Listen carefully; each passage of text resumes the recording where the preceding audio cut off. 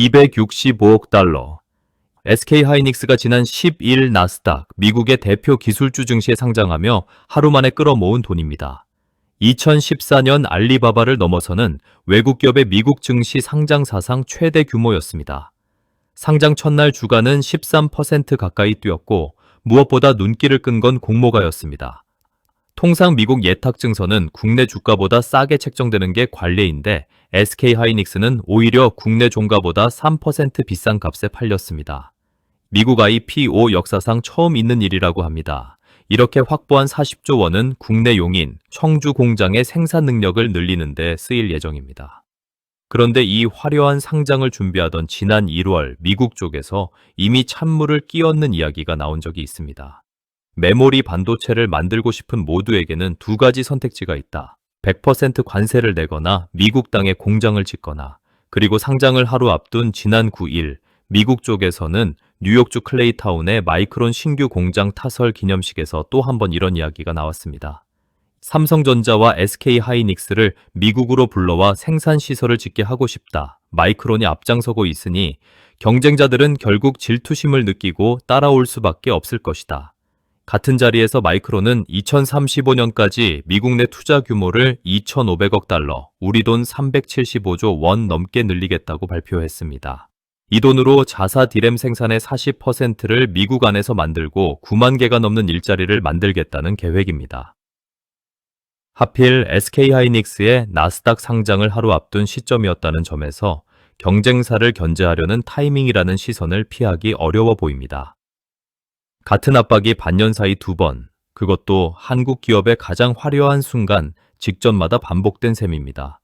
두 발언 모두 뉴욕주 시러큐스 인근, 같은 마이크론 공장 부지에서 나왔다는 점도 눈에 띕니다. 미국 쪽이 특정 기업이나 국가를 콕 집어 말하지는 않았지만 사실상 한국을 겨냥한 발언으로 읽히는 이유가 있습니다. 시장조사업체 카운터포인트 리서치의 올해 1분기 집계로 삼성전자와 SK하이닉스의 세계 디램 시장 점유율은 합쳐서 67%, 미국 마이크론은 22%에 그칩니다. 한국이 압도적인 1위이기 때문에 미국 입장에서는 한국을 움직이지 않고는 자국 내 메모리 생산 비중을 늘릴 방법이 없는 셈입니다. 실제로 미국은 임기 말까지 전 세계 반도체의 40%를 미국 안에서 생산하게 만들겠다고 밝힌 바 있습니다. 이 발언, 남의 나라 이야기처럼 들리시나요? 여러분이 쓰는 스마트폰과 노트북, 그리고 요즘 값이 미친 듯이 뛰고 있는 AI 서버용 메모리 가격표에 그대로 찍혀 나올 수 있는 이야기입니다. 이 압박이 왜 하필 지금 다시 나오는지부터 짚어보겠습니다. 미국은 지난해 8월 미국에 들어오는 모든 반도체에 100% 관세를 매기겠다고 밝힌 뒤 각국과 개별 협상을 통해 예외를 인정해주는 방식으로 전략을 바꿨습니다. 그 첫 결과가 대만입니다. 대만 기업이 미국에 새 생산시설을 지으면 공사 중에는 생산 능력의 2.5배 물량까지, 완공 후에는 1.5배까지 관세를 면제해주기로 했습니다. TSMC가 미국 애리조나에 약 1,650억 달러를 쏟아붓겠다고 먼저 약속한 대가입니다.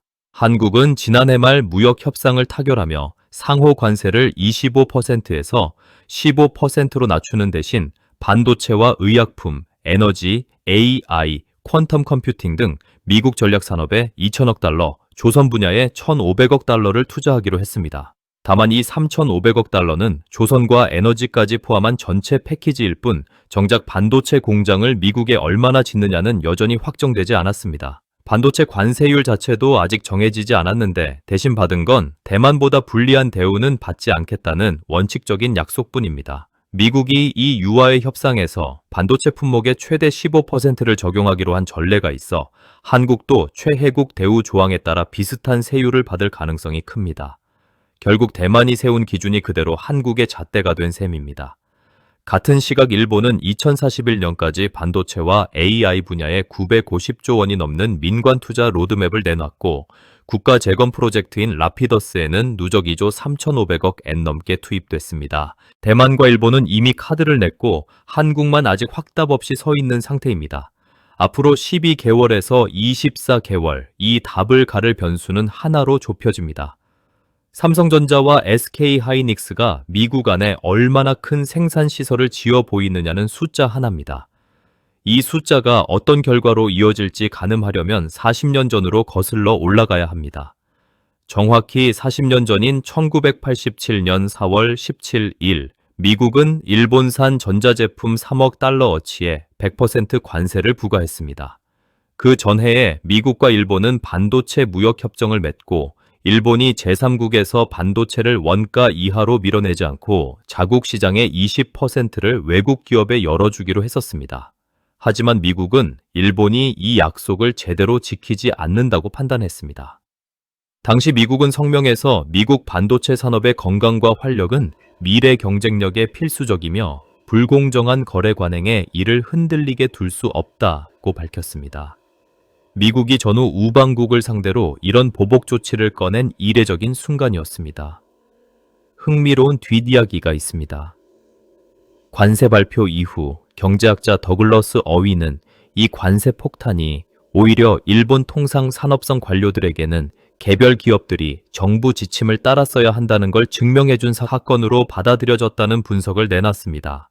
무역 합의는 있었지만 이행을 두고 신뢰가 깨졌고 결국 관세라는 가장 거친 카드가 등장했다는 흐름, 지금과 소름 돋게 겹치는 지점입니다. 정상적이었다면 1991년 새 협정으로 갈등이 봉합됐을 때 멈췄어야 합니다.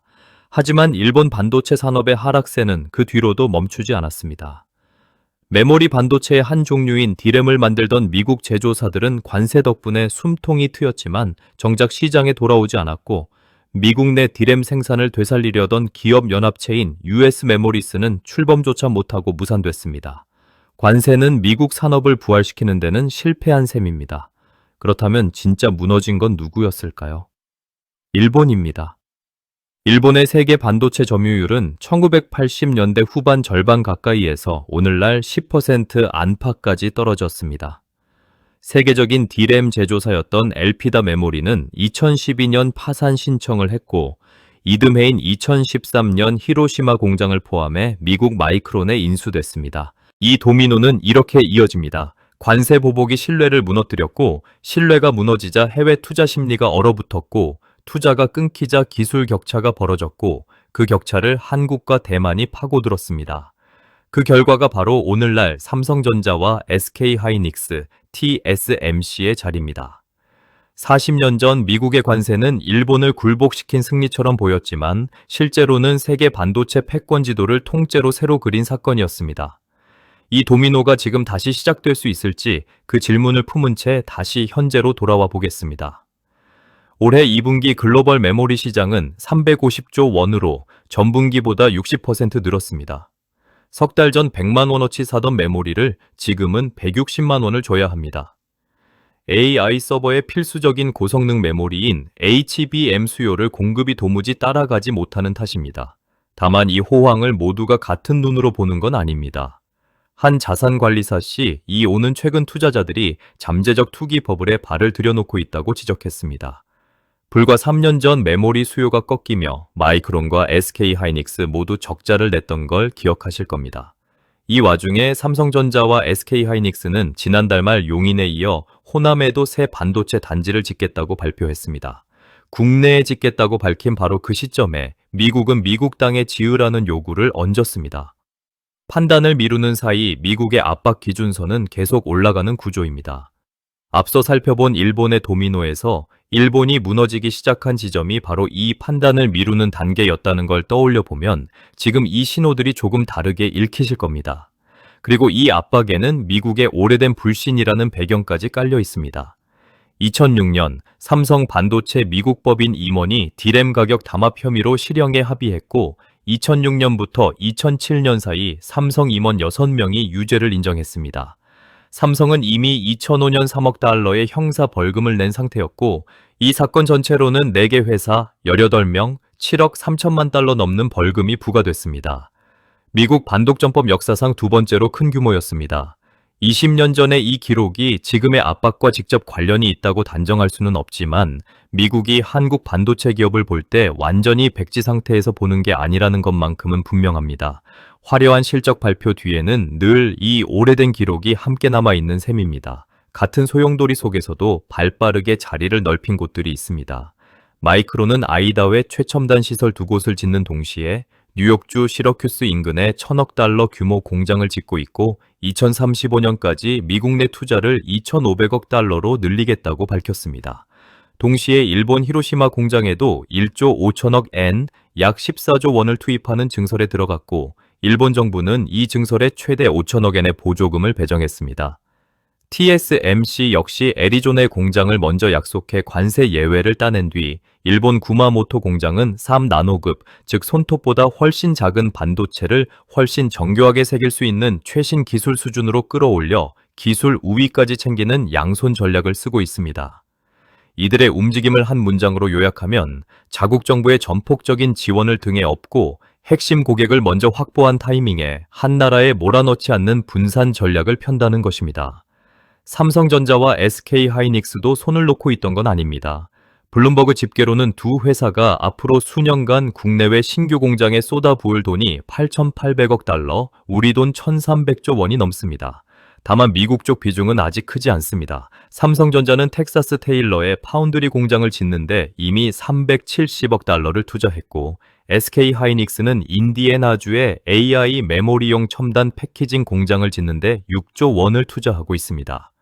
반면 D램을 직접 찍어내는 핵심 생산 라인은 여전히 삼성전자의 평택화성, SK하이닉스의 이천청주 등 국내에 몰려 있습니다. 게다가 두 회사는 지난달 말 광주와 전남을 중심으로 800조 원 규모의 호남 반도체 클러스터까지 발표했습니다.